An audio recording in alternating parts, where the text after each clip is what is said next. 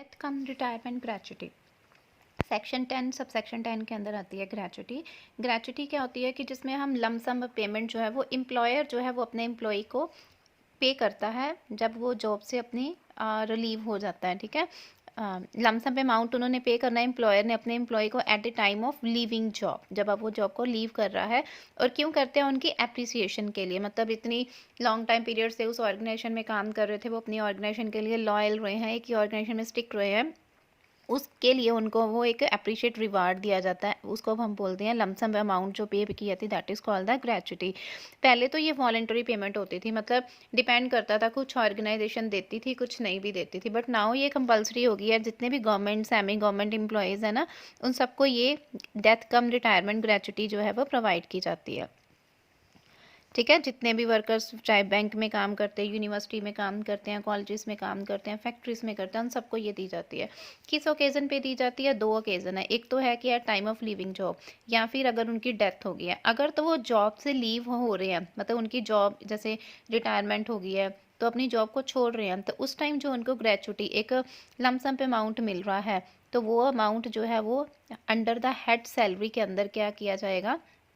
Taxable होगा after claiming exemption as under section 10 sub section 10।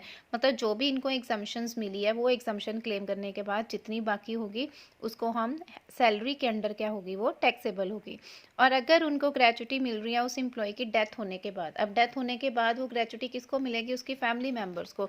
तो वो हमने फिर सैलरी के अंदर टैक्सेबल नहीं होगी, वो कहाँ पर होगी? इनकम फ्रॉम अदर सोर्सेज, क्योंकि उनकी फैमिली को सैलरी नहीं मिली है, उनको कहाँ से मिली है? इनकम फ्रॉम अदर सोर्सेज हुए हैं कि उनके फैमिली मेम्बर जो है वो उनकी डेथ हो गई है, तो उनकी वजह से इसमें भी उनको एग्जम्पशन मिलेगी। 10 सब सेक्शन 10 के अंदर जो उनकी एग्जम्पशंस होंगी वो आपको मिलेंगी। अब कौन कौन सी एग्जम्पशंस होती हैं ग्रेच्युटी की? 2 तरह की हैं, गवर्नमेंट एम्प्लॉय और नॉन गवर्नमेंट एम्प्लॉय। अगर तो गवर्नमेंट एम्प्लॉय है तो वो फुली एग्जाम्प्ट है, उनको पूरी की पूरी वो जितनी भी गवर्नमेंट एम्प्लॉयज़ को ग्रेच्युटी मिलेगी वो सारी की सारी क्या हो जाएगी? एग्जाम्प्ट हो जाएगी। और अगर वो नॉन गवर्नमेंट एम्प्लॉय है उस केस में 2 केसेस आ जाने हैं। गवर्नमेंट एम्प्लॉय है उस केस में तो वो सारी क्या होंगी? फुली एग्जाम्प्ट होंगी, चाहे वो सेंट्रल गवर्नमेंट के अंदर काम कर रहा है, चाहे स्टेट गवर्नमेंट, चाहे लोकल अथॉरिटी है, यहाँ भी। सेकंड आ जाते हैं non government employee. Non government employee हैं जिनको ग्रेच्युटी अगर मिल रही है तो उनको कुछ अमाउंट ऑफ जो है वो एग्जम्पशन जो है वो प्रोवाइड की जाएगी। उसके अंदर उनको हम कवर्ड एम्प्लॉय बोलते हैं, मतलब employee who work in such organization. Such organization का मतलब जो भी सेंट्रल गवर्नमेंट या नॉन गवर्नमेंट एम्प्लॉयज़ के अंदर जो भी ऑर्गेनाइजेशन उन्होंने बनाई है उनको एग्जम्पशन मिलेगी। तीन तरह की एग्जम्पशंस होती हैं, इन तीनों में से जो भी लीस्ट होगी ना उतनी उनको ग्रेच्युटी के ऊपर एग्जम्पशन मिलेगी। फर्स्ट तो है 15 डेज सैलरी। इन केस अगर वो सीजनल वर्क है, जैसे सीजनल फैक्ट्रीज होती हैं जो 6 मंथ के लिए ही होती हैं, ठीक है, तो वहाँ पे 7 डेज। और अगर वो फुल ईयर्स फैक्ट्रीज चलती हैं तो वहाँ पे 15 डेज सैलरी। तो 15 days salary for each completed year, जितनी भी उन्होंने पूरे साल की जहाँ पर उन्होंने अपनी सर्विस प्रोवाइड की है तो उनके 15 दिन की सैलरी, या सीजनल फैक्ट्री है तो वहाँ पे 7 डेज की salary on the basis of monthly salary last drawn.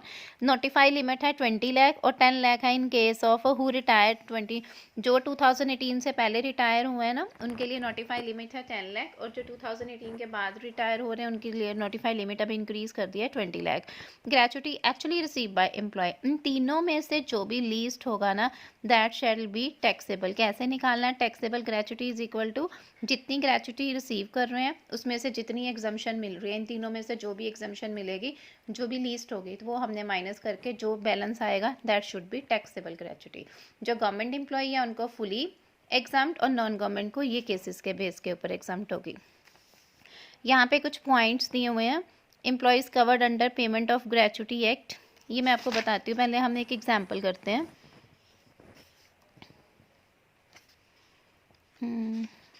चलो पहले पॉइंट ही कवर करते हैं। First is employee cover under payment of gratuity act 1972। कौन कौन से एम्प्लॉयज़ आएंगे बेटा? एम्प्लॉयज़ मीन्स एनी पर्सन जो भी वेजेस ले रहा है ना, किसी भी फैक्ट्री या किसी प्लांटेशन, पोर्ट, कंपनी, स्किल, कोई भी मैनुअल स्किल, अनस्किल, सुपरवाइजरी, कोई भी काम जो वो कर रहा है तो वो सारे काउंट होंगे, एम्प्लॉय जो है वो हो जाएंगे। ठीक है, but does not include any such person who hold a post under the central government, जो सेंट्रल गवर्नमेंट के अंदर कोई पोस्ट होल्ड कर रहा है, क्योंकि उनको तो ग्रेचुटी क्या है, एग्जाम्प्ट है, तो उनको हमने कवर नहीं करना एम्प्लॉयज़ में। Then calculation of length of service. अब ध्यान से देखो लेंथ ऑफ सर्विस कैसे कैलकुलेट करनी है। Length of service period exceeding 6 month is to be taken as full year. अगर किसी ने 6 मंथ से ज़्यादा काम किया ना, तो उसकी सर्विस की लेंथ 1 साल मानी जाएगी। अगर जैसे किसी ने 6 मंथ 17 डेज काम किया, 7 मंथ्स काम किया, 8 मंथ्स काम किया, तो वो 1 साल कंसीडर किया जाएगा। ठीक है। फॉर एग्जाम्पल अगर सर्विस 26 ईयर 7 मंथ की है, मतलब 6 ईयर्स 26 ईयर्स 7, तो उसको हमने राउंड ऑफ कर लेना 27 ईयर्स में। अगर 26 6 मंथ की है तो उसको हम राउंड ऑफ कर लेंगे 26 ईयर्स में। ठीक है ना। मतलब मंथ्स हमने फ्रैक्शन में कैलकुलेट नहीं करना, पूरा 1 साल कंसीडर करना है कि इतने महीने काम किया है, 1 साल 7 महीने काम 7 मंथ काम किया है, तो इट मीन्स वो 2 साल माने जाएंगे। उसके बाद है how to calculate 15 day salary. 15 day salary हमने कैसे कैलकुलेट करनी है, यहाँ पे हमने बोला था ना कि हमने एग्जाम्पशन लेनी है, 15 डे सैलरी कैलकुलेट करनी ना, वो कैसे करनी है। 15 day salary is equal to monthly salary last drawn, जो भी आपने लास्ट अपनी ड्रॉ की ना, विड्रॉ की है मंथली सैलरी, वो divided by 26 days multiply 15 days. ये फॉर्मूले के अकॉर्डिंग हमने 15 डेज जो है वो कैलकुलेट करने हैं। देन आ जाता है in case of piece rate employee. अगर आपको पीस रेट, टाइम रेट के बेस के ऊपर नहीं, पीस रेट के ऊपर वेजेस मिल रही हैं, तो उस केस में कैसे आ जाएगा, वेजेस ऑफ 1 मंथ इंटू 15/26, 1 महीने की वेजेस इंटू 15 डिवाइडेड बाय, तो वो आ जाएंगी आपकी 15 डेज वेजेस। अगर सब में दिया होगा ना कि पीस रेट है तो इस बेस के ऊपर, अदरवाइज नहीं गिवन है तो फिर आपने ऐसे करनी है 15 डेज सैलरी कैलकुलेट, जितनी उन्होंने लास्ट रो की 26 डेज और 15 डेज के साथ मल्टीप्लाई। अब सैलरी में क्या क्या इंक्लूड होगा, बेसिक सैलरी प्लस डीए जो भी हमारा होगा। होल लाइफ एग्जाम्पशन हमने बोला कि 20 लाख तक जो है वो एग्जाम्पशन लिमिट है, 20 लाख होल लाइफ एग्जाम्पशन। ठीक है, 20 लाख तक। If employee receive gratuity for first time in his life, अगर कोई एम्प्लॉय फर्स्ट टाइम अपनी लाइफ में ग्रेचुटी जो है वो क्या कर रहा है, रिसीव कर रहा है, तो उनके लिए नोटिफाई लिमिट है 20 lakh shall be applicable and shall be exemption in respect of 3, जो हमने ऊपर पढ़े थे ना ये 3 पॉइंट, इसके अकॉर्डिंग जो भी लिस्ट होगा वो। अगर वो ग्रेचुटी सेकंड और सब्सिक्वेंट ईयर में कर रहा है तो उस केस में मैक्सिमम लिमिट ऑफ 20 लाख, उसमें से हमें जितना भी हमने प्रीवियसली हमने जो फर्स्ट ईयर में एग्जाम्पशन मिली थी ना, उस वो माइनस करके फिर आपको उसको मिलेगा। अगर आपको ड्यूरिंग द सर्विस मिल रहा है तो वो फुली टैक्सेबल होगा अंडर दी सैलरी हेड। हमने पढ़ा था ना कि अगर आप अभी सर्वाइव कर रहे हो और आपकी ड्यूरिंग लाइफ ही आपको ग्रेचुटी मिली है तो वो अंडर सैलरी के हेड के अंदर टैक्सेबल होगा। अगर आपको रिसिप्ट ग्रेचुटी साइमल्टेनियसली फॉर 2 और मोर एम्प्लॉयर्स, आप एक की मतलब 2 फैक्ट्री या 3 फैक्ट्री में काम कर रहे थे एक साथ साइमल्टेनियसली, तो आपको 2 या 3 एम्प्लॉयर्स से जब ग्रेचुटी मिल रही है तो उस केस में exemption shall be allowed, maximum limit उसकी एग्जाम्पशन की होगी फिर 20 लाख। मतलब एक फैक्ट्री से अगर 10 लाख मिल रही है, दूसरी से 5 लाख, तीसरी से 10 लाख, तो उसमें से टोटल 20 लाख तक आपको एग्जाम्पशन मिलेगी। नाउ ये सम देखो, 32nd एग्जाम्पल देखते हैं। मिस्टर बाबू रिटायर 30th नवंबर, कोल माइन 28 ईयर्स 10। अब पहले तो देखो 28 ईयर्स 10 मंथ्स है, तो हमने इसको क्या कंसिडर कर लेना है, 29। हमने पढ़ा था ना कि हमने 29 उसको पूरा 1 साल कंसिडर करना है, 29। सैलरी उनको मिल रही है 16,000 पर मंथ। देखो सैलरी कितनी उन्होंने, देखो at time of his retirement he is getting a 16,000। जिस टाइम वो रिटायर हुआ, हमने बोला सैलरी कौन सी लेनी है, जो लास्ट ड्रॉ की है, तो जिस टाइम वो रिटायर हुआ वो लास्ट रिटायरमेंट के ऊपर उसकी सैलरी थी 16,000, तो 16,000 सैलरी आ गई। सैलरी में हमने क्या प्लस करना है, डीए। डीए देखो उनको कितना मिल रहा है, 2,000। 16,000 प्लस 2,000 18,000। 15 डे सैलरी निकाल लेंगे, 18,000 यही पढ़ा था ना हमने ऊपर। 15 day salary monthly salary last one divided by 26 into 15। ठीक है, 26 डिवाइडेड बाय मल्टीप्लाई 15, तो ये आ गई हमारी टोटल सैलरी। उसके बाद अब इनमें से हमने एग्जाम्पशन देनी है। एग्जाम्पशन क्या करनी है, 3 लास्ट हमारी एग्जाम्पशन स्टैच्यूटरी लिमिट थी 20 लाख की। एक्चुअल कितना रिसीव किया उन्होंने, 3,40,000, यही पढ़े थे ना हमने। जितनी उन्होंने 20 लाख थी सैलरी थी वो लेनी, एक्चुअल रिसीव की 3,40,000। 15 दिन की सैलरी बनी उनकी, ये हमारे पास था 10,385। कितने डेज के लिए बेटा, 29 ईयर्स, 29 के लिए आया आ गया 3,01,165। इसमें से ये हमने माइनस कर दिया। इट मीन्स इन तीनों में से जो लीस्ट है, लीस्ट इनमें से क्या आ रहा है हमारा 3,01,165, तो उसको हमने माइनस कर दिया। 3,40,000 में से हमने क्या कर दिया, 3,40,000 क्या है जो उनकी एक्चुअल सैलरी है, माइनस किया तो वो आ गया 38,835। तो उनकी टैक्सेबल ग्रेच्युटी क्या होगी, जितनी उनकी स्टैट्यूटरी लिमिट थी वो हमने निकाल दी, एक्चुअल जितनी रिसीव की है और जितनी उनकी एग्जम्पशन बन रही थी उनमें से माइनस करके वो हमारी सैलरी आ जाएगी। ठीक है, 20 लाख की हमारी लिमिट थी, उसमें से exemption claimed in the past, जो पास्ट में हमारा एग्जम्पशन था वो हमने ले लिया।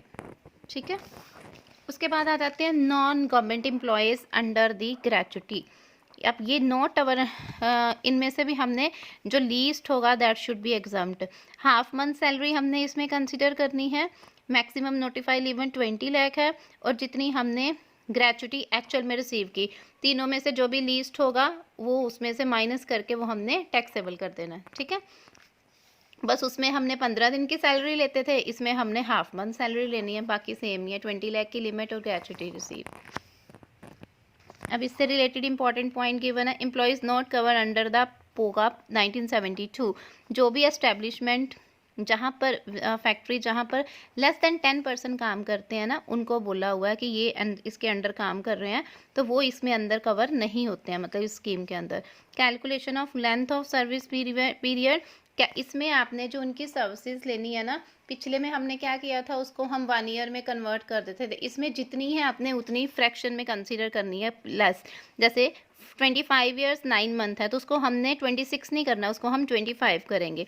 अगर 25 4 मंथ्स है तो भी वो क्या रहेगा 25 ईयर्स। मतलब जितनी भी ज़्यादा ऊपर है, ऊपर वाली को कंसिडर नहीं करनी, उसकी लास्ट वाली हम कंसिडर करेंगे।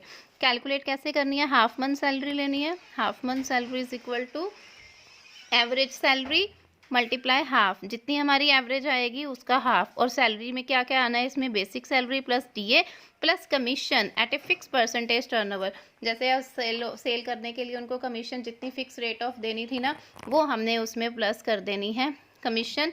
उसमें हम पहले लेते थे, ये है बेटा नॉन गवर्नमेंट एम्प्लॉयज़ के लिए, वो सैलरी और डीए लेते थे, इसमें सैलरी डीए और कमीशन लेनी, इसमें हाफ हमने वो लेनी है। ठीक है,